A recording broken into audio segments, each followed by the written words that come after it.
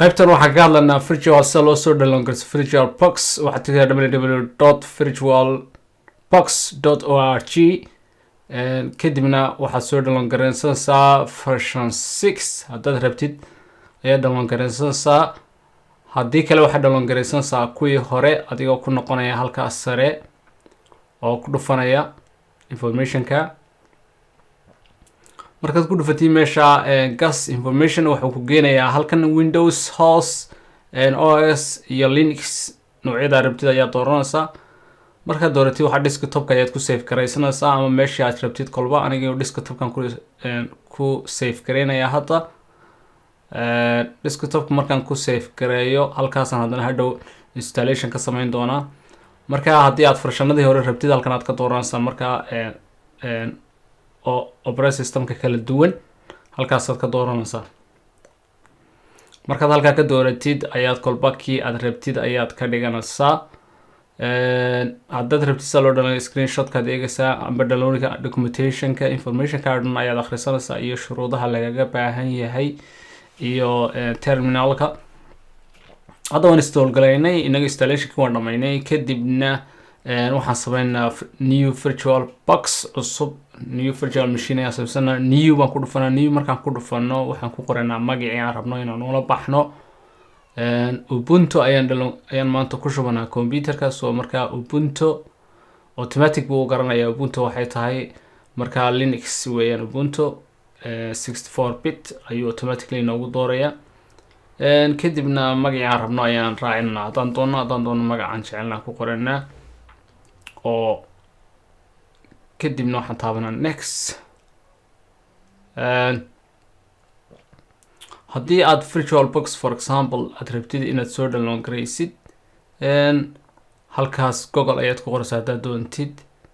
amba Ubuntu Linux haddaad soo download garaysid Ubuntu Linux baad ku qoraysaa kadibna amba ubuntu.com kadibna website-ka ayaad toos ku geynaysaa kadibna waad soo download garanaysaa.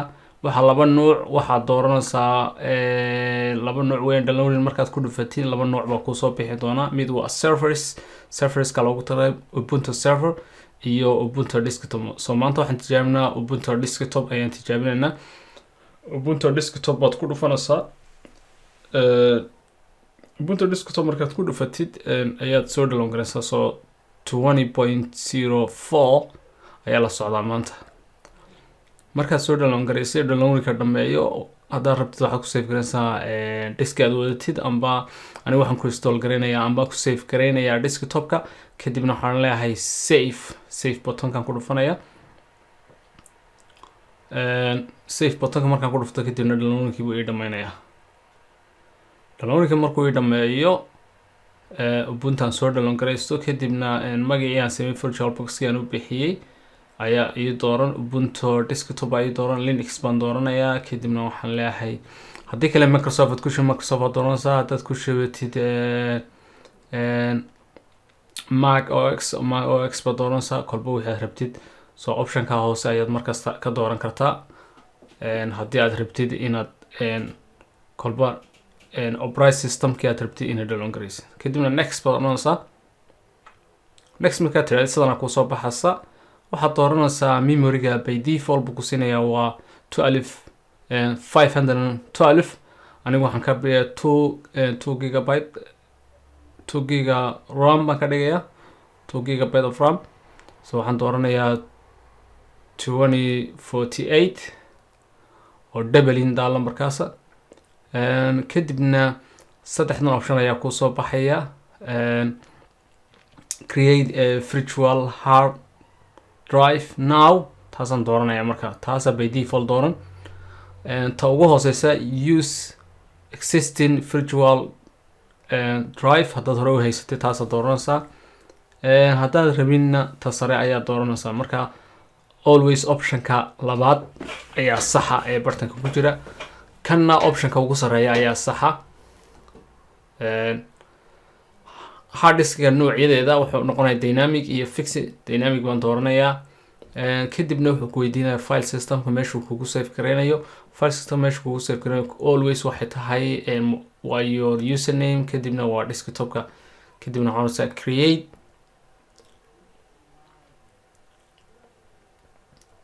kadibna waxaad doonaysaa create markaad tirahdid waxaa kusoo baxaya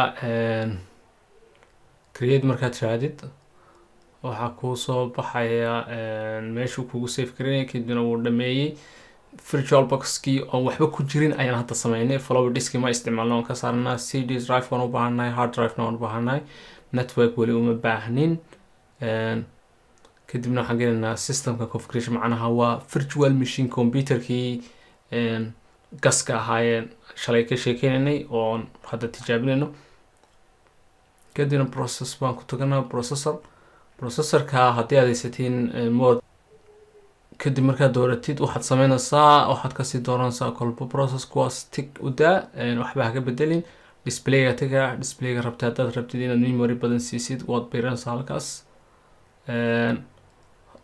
hard drive ka tagsa hard drive da noocyada haysatid CD drive waa empty hadda inooguma jiro meesha installation software-kan installation ka kusoo sameynay inooguma jiro halkaasaan ku dhufanaa calaamada yar calaamada markaan ku dhufano waxaan doonaa file so inta badan fileka waa ISO filekii ayaan kasoo raadinaya computerkayga hoos baan u deganayaa waxaan tegayaa my D drive my E drive baan tegayaa kadibna waxaan kasoo dooranayaa softwareki haddaan soo download gareeyay ahaa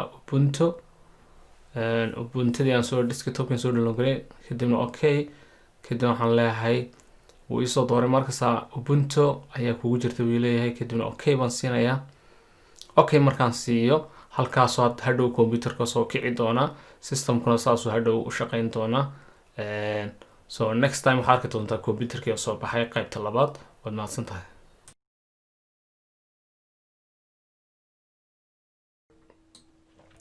waxaa la yidhahdaa Ubuntu desktop oo Linux ayaan install gareynaa markaa luuqadda ayaa dooranaysaa marka ugu horeysa markaa English baan doorananaa kadibna waxaad sii dooranaysaa inaad CD-ga aad kasoo kacdid markasta iyo inaad computer ku shubtid markaa computer baan ku shubanaa programka isticmaalanaa waxa weeyaan waxaa la yidhahaa Oracle VMware amba virtual machine Virtualbox manager waa free software taasaan ku shubanaa markaas hadduu ilaahdo insha Allah luuqadda dooranaysaa luuqadda markaad dooratid waxaad dooranaysaa installation from the CD-gan kasoo install gareynana kadibna sidan kusoo baxaysa kadibna waxaad dooranaysaa luuqadda waxaan dooranaynaa keyboard language waxaan dooranaa UK kolba wadankii aad joogtid ayaa dooranaysaa languagekiisa country-gana waxaan doonaa English UK United Kingdom because inagu United Kingdom baan joognaa kadibna waxaan leeyahay next markaan idhaahdo halkan waxaan dooranayaa what application you like to install start with maxaad ku bilaabaysaa ma normal waxaan leeyahay waxaan oo dhan waan u baahanahay mise minimum installation mayne waxaan u baahanahay waxaan oo dhan web browser baan u baahay utility office software game media player waxaasoo dhan waan u baahanaan leeyahay update-ka miyaan kuusoo download karinaa yes baan leeyahay kadibna waxaan leeyahay continue markaan idhaahdo wuu soo wareegayaa oo wuu soconayaa markuu socdo wuxuu ku odhanayaa hard drive-ka erase diskii aan install Ubuntu diskiga waxaa masaxayaa miyaa raalaad ka tahay haabaan leeyahay masax markuu masaxo wuxuu ku leeyahay haddana if you like to change list below haddaad doonaysid wax ka bedeshid ma rabo inaan wax ka bedelo waxaan leeyahay continue kadibna automatically wuxuu kuu dooraya wadankan joogto so anu imika waxaan joogaa Europe oo kasii ahay United Kingdom oo calaamadaada yaree maxaa idhaa yellowga iyo orange-ga isku eg kadibna country time-ka ayuu kuu dooran London baan joogaa kadibna waxaan leeyahay continue markaan idhaahdo halkan wuxuu leeyahay information-kaaga soo geli magacaaga waxaan aniga ahay cilmi master cilmi Virtualbox miyaa computerka u bixinaysaa ha ayaan u dhaafayaa saas iskaga dhaafayaa by default halkan waxaad soo gelinaysaa password fiican oo adag anu passwordkaygaan gelinayaa kadibna wuxuu kuu sheegaya passwordku inay tahay secure iyo inay fair tahay. hadday secure xooga tahay greenkaas ka dhigaya. so ma rabo imiga kani waa 10 wax ku testeenayo, marka waxaan ka dhigayaa password caadi ah.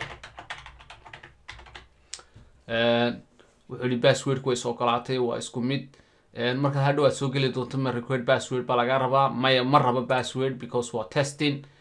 waxaan leeyahay log automatically iskaga gal. continue baan leeyahay. continue markaan idhaahdo wuu soo wareegayaa, kadibna applicationka ayuu ku install gareynaya. application markuu installationka dhameeyo ayaan haddaba intus doonaa. waqti uu yar qaadanayaa, waan boos gareynaya insha allah si aan waqtiga aanan iga qaadan. okay, already finish ayuu leeyahay. wax yar baan suganaa ilaa intuu dhameynayo. okay, copy fileski wuu dhameeyey, haddana wuxuu bilaabay installationkii. installationkii buu inoo wadaa. markuu inoo dhameeyo installationka ayaan isku soo noqonaa. khadkana soconaya. marka installationku inoo dhameyn doonaa waan kusoo laabanaa. okay, now is finish installation. imiga installationkii buu dhameeyey.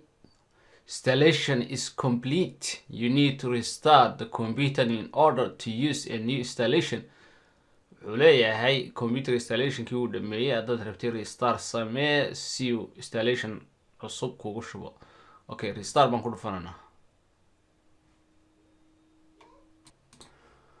okay, si installationka inoogu dhameeyo waxaan ku dhufananaa setting, kadibna waxaan doorananaa cd-gan ka saaranaa. waxaan leenahay empty cd. waxaan leenahay this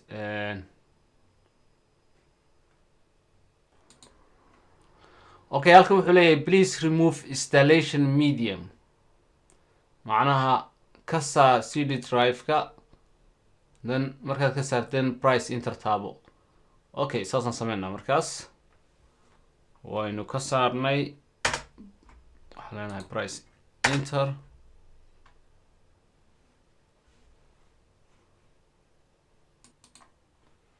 okay, installationkii waa inoo dhamaaday. restart buu sameeyey. waxaa inoo soo baxay systemkii oo diyaara. sidan ayaa ku soobsan online account miyaad leedahay. ubuntu single on sameyso. google net cloud microsoft waxaa ma rabno. waxaan leenahay escape. wuxuu leeyahay sabda live. waxaan leenahay waxaasoo dhan iskaga bax. don't send. next baan leenahay. privacy location allow location to the ma rabno location waxbaa controlling. ku leeyahay okay, wax walba you ready to go, diyaar baa tahay. down baan leenahay. okay, sidan ay noo soo baxday. systemkii sidan uu soo baxay. markaa update been issue ubuntu was released. do you want to install a new update? waxaan leenahay yes. wuxuu leeyahay passwordkaaga soo geli. passwordkaan gelinaya. okay, markaa inoo update gareynayaa.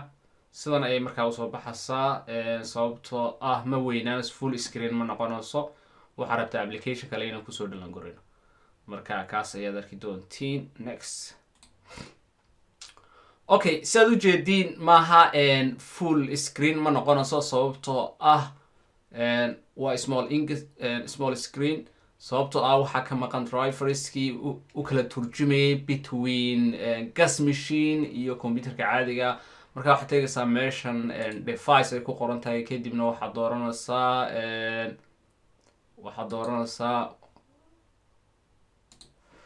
dooranaysaa device meesha ku qoran tahay, kadibna waxaad dooranaysaa meeshan ay ku qoran tahay insert gas addition cd. kaasaad ku dhufanaysaa.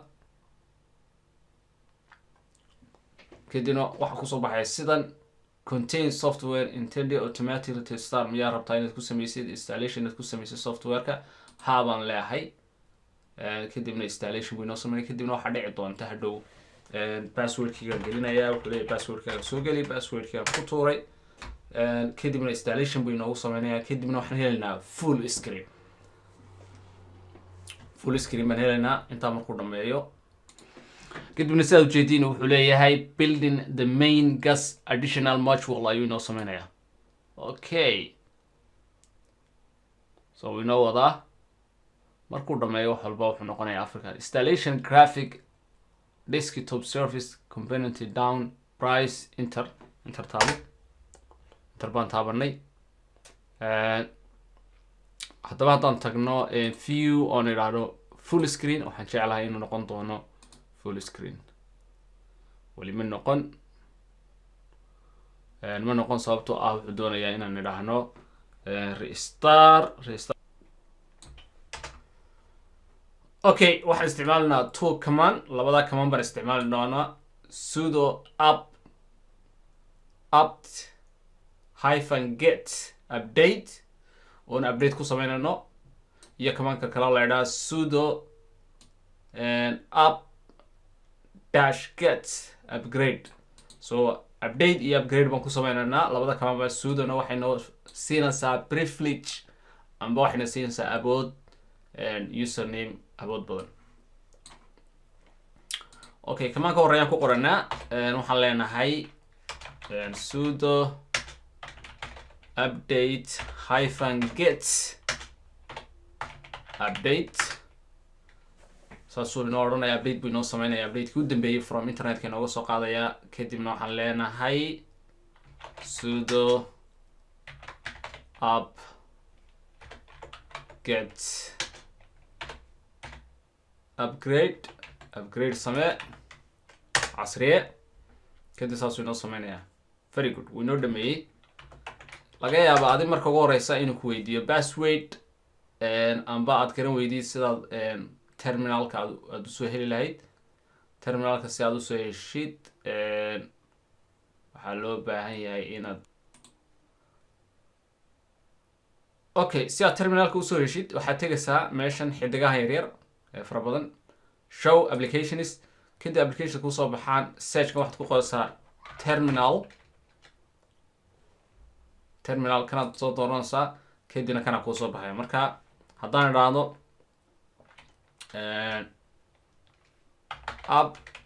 app-get update ma shaqeyn doono. wuxuu leeyahay username baa la rabaa. marka waxaad ka horeysaa sudo, waxaan leenahay app-update-get update enter. passwordkaaga soo geli buu leeyahay. passwordkaad gelinaysaa kadibna update buu ku sameynayaa. sidaad ujeedin wataas waa waxaan leenahay clear. waxaan iska clear garee. sidaad ujeedin waxaan haysanaa full version of Ubuntu. internetkaad ka geli kartaa haddaad doontid, oo kan masuula firewall baa kugu jirta Firefox ood internet ka geli kartid haddaad doonaysid. okay, waa diyaar. halkan haddaan ku qoro website-keena Somali Technology Science ama Somali Technology Solution CompTIA.com. website-ka la rabo inaad wax ka baratiin hadduu leedahay insha allah. website-keeni baa inoo soo baxay. saasay noogu shaqeynaysaa. waa very useful application. waad mahadsantihiin intaad daawateen. halkaas ku joojinaa casharkan. waan sii wadi doonaa kamano waa la rabaa inaad basic installation taqaanid oo ku saabsan Linux. Windowdan iyadana istaagoleyn doonaa hadduu la idhaahdo. waad mahadsantihiin. asalaamu calaykum waraxmatullaahi wabarakaatu.